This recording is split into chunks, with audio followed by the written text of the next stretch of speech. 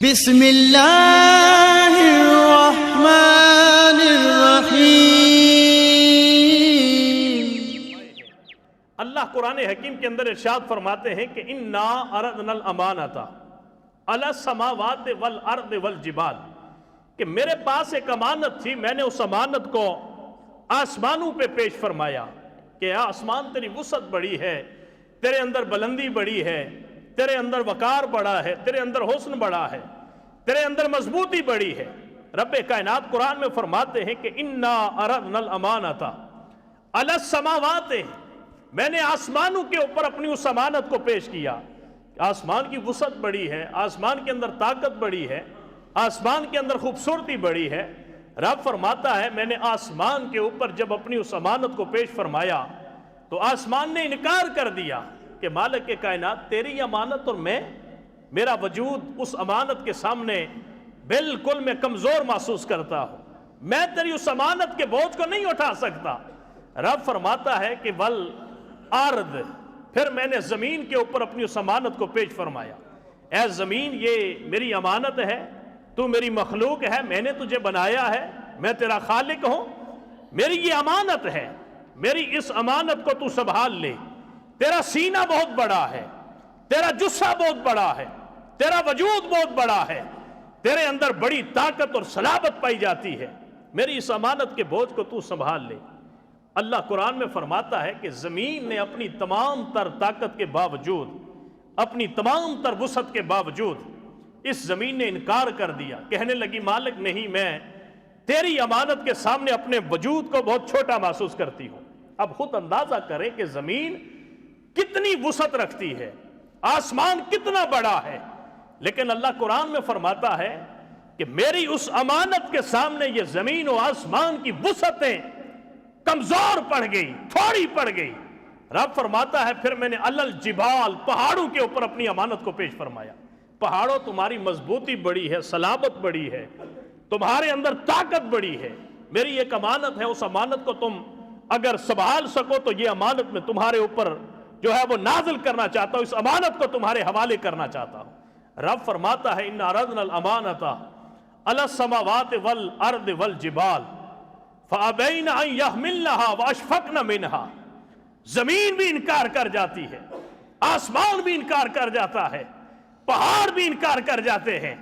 رب فرماتا ہے وَحَمَلَهَا الْإِنسَانُ، یہ آسمان کی وسعتیں جواب دے گئی، زمین کی وسعتیں جواب دے گئی، پہاڑوں کی مضبوطی جواب دے گئی، لیکن حَمَلَهَا الْإِنسَانُ، یہ 6-7 فٹ کے وجود کا انسان آگے بڑھتا ہے اور کہتا ہے مالک جس امانت کو اٹھانے سے تیری ساری مخلوقات نے انکار کر دیا، اے مالک وہ امانت میرے حوالے کر، میں اس امانت کو اٹھانا چاہتا ہوں۔ یہ جو ہم لوگ بیٹھے ہیں، یہ جو اللہ نے ہمیں یہ اشرف المخلوقات بنایا ہے، یہ ویسے نہیں اللہ نے اشرف المخلوقات بنایا، یہ جو اللہ نے ہمیں اپنا خلیفہ بنایا ہے، نائب بنایا ہے، اپنی شان کا مظہر بنایا ہے، یہ رب نے ویسے نہیں بنایا۔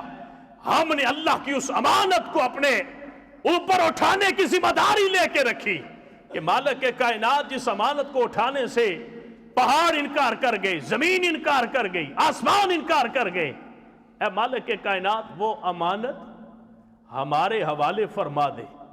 میرا وجود اتنا بڑا نہیں، میرے اندر اتنی زیادہ طاقت نہیں، میرے اندر اتنا زیادہ زور نہیں، میرا اتنا بڑا جسہ نہیں، لیکن مالک کائنات اس امانت کو میرے حوالے کر دے، میں تیری اس امانت کو اٹھانے کے لیے تیار ہو جاتا ہوں۔ اب رب کائنات کے ساتھ اس انسان نے عہد و پیمان فرمایا کہ مالک وہ امانت ہمارے حوالے فرما دے۔ رب کائنات نے پھر اس امانت کا بوجھ انسان کے حوالے فرما دیا۔ جتنا بڑا بندہ ہو اس کی چیز کو بندہ سنبھالتے ہوئے، ذمہ داری لیتے ہوئے 10 دفعہ سوچتا ہے کہ یار پتہ نہیں میں پورا اتروں گا یا نہیں اتروں گا، پتہ نہیں میں اس کے اوپر جو میں امانت لے رہا ہوں، پتہ نہیں اس کے اندر میں اپنی پوری خیانت کے ساتھ ڈیوٹی کر سکوں گا یا نہیں کر سکوں گا۔ لیکن اگر وہ بندہ امانت داری کے ساتھ کسی بادشاہ کی، کسی بڑے کی ذمہ داری کو احسن طریقے سے کرتا ہے تو پھر آپ خود اندازہ کریں کہ وہ انسان اس کو کتنا نوازتا ہے، کتنا اس پہ مہربان ہو جاتا ہے۔ اب رب کائنات نے بھی اس انسان کے اوپر اپنی امانت کا بوجھ ڈال کے فرمایا انہو کانا ظلوما جہولا، انسان تو نے اپنے اوپر ظلم کر دیا، آسمان انکار، زمین انکار، پہاڑ انکار، تو نے اس امانت کے بوجھ کو اٹھا لیا ہے۔ رب کائنات قرآن کے اندر فرماتا ہے کہ میں نے اس زمین کے اوپر، آسمان کے اوپر، اس پہاڑ کے اوپر ڈالنے والے بوجھ کے انکار کرنے کے بعد جب یہ انسان آگے بڑھتا ہے تو میں نے وہ اپنی امانت اس انسان کے حوالے فرما دی، اس انسان کو اس کا وارث بنا دیا۔ اب جب انسان کو اللہ نے وارث بنایا تو فرمایا انسان میں نے تجھے اپنی اس امانت کا وارث بنایا ہے، ویسے نہیں چھوڑوں گا۔ رب فرماتا ہے اب میں تجھے انعام یہ دیتا ہوں کہ یہ آسمان بنایا میں نے ہے، لیکن اب اس انسان آسمان کی وسعتیں تیرے آگے مسخر کر دوں گا، یہ تیری نوکری کے اوپر لگا رہے گا۔ چاند میں نے بنایا ہے لیکن یہ چاند تیری ضرورت کے لیے رکھ دوں گا، یہ سورج میں نے بنایا ہے لیکن اس سورج کو تیری ضرورت کے لیے بنا دوں گا، یہ زمین میں نے تیرے لیے بنا دی ہے، یہ پہاڑ تو ان کو جس طرح مرضی آئے توڑ کے ریزہ ریزہ کر کے ان پہاڑوں کے ذریعے تو اپنی ضرورت کو پورا کر سکتا ہے۔ رب نے فرمایا انسان اگر تیرا وجود 6-7 فٹ کا ہے، 10-15 فٹ کا ہے، تو میں نے تیری اس امانت کے بوجھ اٹھانے کی ادا کو اتنا پسند فرمایا کہ اپنی ساری مخلوقات کو تیرے تابع کر کے ہر چیز کو تیرے سامنے بے بس کر کے رکھ دیا ہے۔ یہ اللہ نے انسان کو یہ مقام عطا فرمایا ہے، لیکن میرے بھائی یہ جو اللہ نے ہمیں یہ ڈیوٹی عطا فرمائی ہے، اس ڈیوٹی کا مقصد کچھ اور ہے۔ رب نے گدھے کو بھی کان عطا فرمائے ہیں، انسان کو بھی کان عطا فرمائے ہیں، رب نے گدھے کو بھی آنکھیں عطا فرمائی ہیں، انسان کو بھی آنکھیں عطا فرمائی ہیں، رب نے گدھے کو بھی پاؤں عطا کیے ہیں، انسان کو بھی پاؤں عطا کیے ہیں۔ رب نے انسان کو جو آزاد دے رکھے ہیں وہ باقی جانوروں کو بھی دے کے رکھے ہیں، لیکن کیا کل قیامت کے دن اللہ کسی گدھے سے پوچھے گا کہ تو اپنے مالک کا چارہ چھوڑ کے پڑوسی کے کھیت میں چارہ چرنے کیوں چلا گیا تھا؟ رب گدھے سے پوچھے گا کیا یہ زمین کے اندر ہم جو بور کرتے 600 فٹ نیچے چلے جاتے، مساجد کے لیے ہم بور کرتے ہیں، وہاں 600 فٹ نیچے چلے پانی نہیں آتا، کیا رب کل زمین سے پوچھے گا میرے گھر کے اندر، میری مسجد کے اندر بور ہو رہا تھا تو نے پانی کیوں نہیں دیا؟ کیا رب زمین سے پوچھے گا؟ کیا بارش نہیں ہو رہی؟ آسمان کی ڈیوٹی ہے کہ یہ ذرات، یہ بخارات اٹھتے ہیں، وہ بادلوں کو ہوائیں لے کے جاتی ہے، پھر وہاں اس کی ڈیوٹی کے اوپر مامور ہے، وہ بادلوں کو بارش میں تبدیل کرتا ہے، پھر بارش ہمارے اوپر برساتا ہے۔ کیا کل قیامت کے دن رب آسمان سے یہ پوچھے گا کہ بتا ترنول کے اندر بارش نہیں ہوئی، 3 مہینے بارش نہیں ہوئی، لوگ دعائیں مانگتے رہے، تو نے بارش بنا کے ان پہ بارش کو برسایا کیوں نہیں؟ یہ آسمان سے پوچھا جائے گا؟ نہیں پوچھا جائے گا، آسمان سے نہیں پوچھا جائے گا، زمین سے نہیں پوچھا جائے گا، پتھروں پہاڑوں سے نہیں پوچھا جائے گا۔ کیا رب کسی پہاڑ سے پوچھے گا کہ تو سرک کے وہاں غریبوں کے گھر تھے ان کو تو نے تباہ کر دیا، بار دیا، تو کیوں وہاں سے سرکا تھا؟ رب کسی پہاڑ سے پوچھے گا؟ نہیں۔ پہاڑ کہے گا مالک میرا اور تیرا سودا اسی دن ختم ہو گیا تھا، میں نے کمزور ظاہر کر دیا تھا، میں نے کہہ دیا تھا کہ تیری امانت کا بوجھ میں نہیں اٹھا سکتا، لہٰذا میں تیری مخلوق ضرور ہوں لیکن میں تیرا جواب دہ نہیں ہوں، اس لیے کہ میں انکار کر بیٹھا تھا، تیری امانت کے بوجھ کو اٹھا ہی نہیں سکتا۔ ایک بندہ جو ہے وہ اگلی مثال کے ساتھ شاید آپ کو سمجھا سکوں، فوج میں بھرتی نہیں ہوتا، کیا اس پہ ضروری ہے کہ وہ وردی پہنے؟ کیا اس پہ ضروری ہے کہ وہ بڑے بڑے بوٹ پہنے؟ کیا اس پہ ضروری ہے کہ وہ صبح کے وقت پریڈ کے اندر حاضر ہو جائے؟ نہیں، وہ اس پہ کوئی ضروری نہیں، اس لیے کہ اس نے اس ادارے کو جوائن ہی نہیں کیا، وہ اس ادارے کے اندر شامل ہی نہیں ہوا۔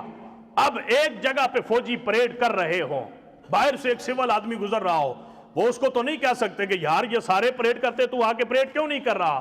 وہ کہے گا میں نے تمہارا ملازم نہیں ہوں، میں بھرتی نہیں ہوا، میرا تمہارے ساتھ کوئی ادارے کے ساتھ تعلق نہیں ہے۔ وہ بھی انسان ہے، یہ بھی انسان، لیکن فرق یہ ہے کہ جو اس ادارے کے اندر اپنے آپ کو شامل کرتا ہے پھر ہر قانون اس پہ لاگو ہوگا، لیکن جو عام دوسرا انسان ہوگا اس پہ وہ قانون لاگو نہیں ہوگا۔ اسی طرح یہ ساری مخلوقات رب کی ہیں، زمین اللہ کی مخلوق، آسمان اللہ کی مخلوق، پہاڑ اللہ کی مخلوق، چرند پرند اللہ کی مخلوق، حشرات اللہ کی مخلوق، نباتات اللہ کی مخلوق، یہ سورج چاند ستارے شمس و قمر لیل و نہار یہ ساری اللہ کی مخلوق، لیکن قیامت کے دن اللہ کی بارگاہ کے اندر ان میں سے کوئی بھی جواب دہ نہیں ہوگا۔ اگر قیامت کے دن کوئی جواب دہ ہوگا تو یہ انسان جواب دہ ہوگا، اس لیے کہ اللہ نے اسے ہی اپنا خلیفہ اور نائب بنایا ہے، اور اس نے اپنی منظوری کے ساتھ اپنی رضا کے ساتھ اس چیز کو قبول فرمایا ہے۔ اب ذرا تھوڑا سا آگے آئیے، قرآن کے اندر اللہ یہ فرماتے ہیں کہ وَلَا تَقْفُ مَا لَيْسَ لَكَ بِهِ علم، جس بات کے بارے میں آپ کو خبر نہ اس کا پیچھا نہ کیا کرو۔ ان السمع والبصر والفؤاد کل اولئک کان عنہ مسئولا۔ رب قرآن میں فرماتا ہے ان السمع، بے شک یہ تمہارے کان، والبصر، بے شک یہ تمہاری آنکھیں، والفؤاد، بے شک یہ تمہارا دل، اولئک کان عنہ مسئولا، یہ قیامت کے دن اللہ تم سے ان کے بارے میں سوال پوچھے گا۔ یہ بتا کہ یہ صرف بطور ڈھکن تیرے کان میں نے نصب نہیں کیے تھے، یہ بتا کہ ان کانوں کو استعمال کہاں کرتا رہا، یہ بتا کہ ان آنکھوں کو استعمال کہاں کرتا رہا۔ رب گدھے سے پوچھے گا، کسی جانور سے پوچھے گا، چرند پرند سے پوچھے گا کہ کان تجھے بھی دے رکھے تھے، یہ بتا کہ ان کانوں کا استعمال کہاں کرتا رہا۔ کیا رب جن چیزوں کو اللہ نے باقی مخلوقات کے اندر آنکھیں عطا فرمائی ہیں، کیا رب ان سے ان کی آنکھوں کا سوال پوچھے گا؟ رب نے باقی جن چیزوں کو زندگی عطا فرمائی ہے، کیا رب اس سے ان کی زندگی کا حساب و کتاب کا سوال کرے گا؟ میرے بھائی 18,000 عالمین کا خالق و مالک رب ہے، لیکن رب نے اشرف المخلوقات اگر کسی کو بنایا ہے تو اللہ نے انسان کو اپنا اشرف المخلوقات بنایا ہے۔ ساری انسان، ساری مخلوقات کے اندر افضل ہم ہیں۔ یار جب ہم یہ بات کہتے ہیں ہم بڑے افضل ہیں، ہمارے پوری مخلوقات کے اندر افضل ہم ہیں، تو پھر ہمارے اوپر کچھ ڈیوٹیاں بنتی ہیں جو ہمیں ادا کرنی ہوں گی۔ روزہ جو ہے، روزہ اس کا مقصد خالصتاً یہی ہوتا کہ اے بندے تاکہ تجھے پتہ چل جائے کہ یہ روزہ میرے اوپر کس لیے فرض فرمایا گیا ہے۔ میں یہاں بہت سارے لوگ ایسے ہوتے ہیں جو صبح عام حالات کے اندر وہ پورا دن شاید 3 روٹیاں کھاتے ہوں، دن صبح ناشتے میں ایک، دن میں ایک، شام کے وقت ایک۔ ماشاءاللہ رمضان جب ہوتا ہے نا، سحری کے وقت وہ یہ سوچتے رہتے ہیں پورا دن آگے بھوکا رہنا ہے، اور 3-4 روٹیاں کھا جاتے ہیں۔ پھر جب شام کا وقت آتا ہے پھر یہ سوچتے ہیں یار پورا دن بھوکا رہا ہوں، کھایا دن کو بھی کچھ نہیں، پھر وہ 3-4 فالتو روٹیاں کھا جاتا ہے۔ میرے بھائی جو ہم کھانے پینے سے فقط اپنے آپ کو روکتے ہیں، راشن پانی تو عام دنوں کے اندر ہم استعمال اتنا نہیں کرتے جتنا ہم رمضان کے اندر کوٹا پورا کرتے۔ کوئی ہے جو پورا مہینہ فروٹ کھاتا ہو عام دنوں کے اندر؟ کوئی ہے جو پورا مہینہ رمضان کے علاوہ پورا مہینہ پکوڑے کھاتا ہو؟ کوئی ہے جو پورا مہینہ رمضان کے علاوہ اس طریقے سے اہتمام کرتا ہو کھانے پینے کا جس طریقے سے وہ رمضان کے مہینے میں کرتا ہے؟ ہم نے یہ سمجھا ہے کہ صرف کھانے اور پینے سے اپنے آپ کو روکے رکھنے کا نام صرف یہ روزہ ہے۔ یہ روزہ نہیں ہے، یہ روزہ ہے جو قیامت کے دن اللہ کے نبی نے فرمایا کہ انسان کے منہ پہ مار دیا جائے گا اور کہے گا سوائے بھوک اور پیاس کے تجھے کوئی چیز نہیں ملی۔